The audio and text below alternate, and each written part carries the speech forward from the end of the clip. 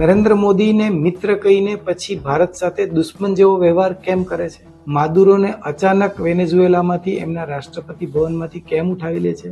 ઈરાનના શાસકને કેમ હટાવવા માંગે છે?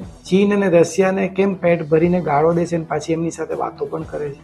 બીજા શાસન કાળમાં ડોનાલ્ડ ટ્રમ્પ આવું કેમ કરે છે? આ સવાલ લગભગ દરેક લોકોના મનમાં થાય છે. ટ્રમ્પના આ વર્તન પાછળ તેલનો ખેલ અને પેટ્રો ડોલર પેક્ટ એગ્રીમેન્ટ એની આપણે વાત આજે કરવાની છે.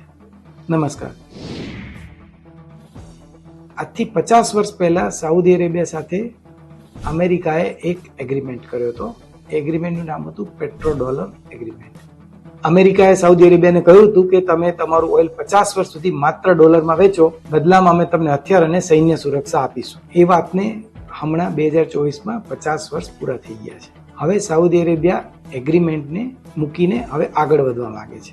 અહીંયાથી આખી વાત શરૂ થાય છે.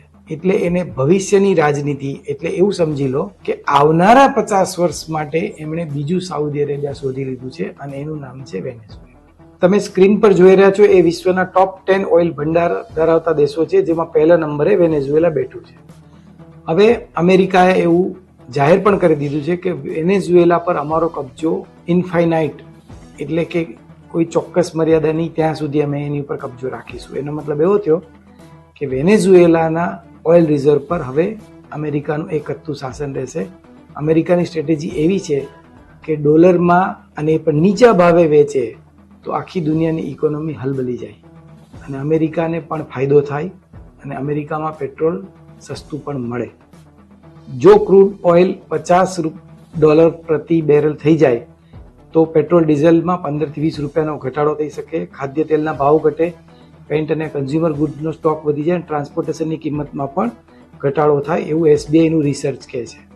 વેનેઝુએલામાં ચીન અને રશિયાએ અબજો ડોલરનું રોકાણ કર્યું છે અને હવે અમેરિકાએ કબજો જમાવ્યો છે. આખો વિડિયો જોવા માટે ડાઉનલોડ કરો દિવ્ય ભાસ્કર એપ.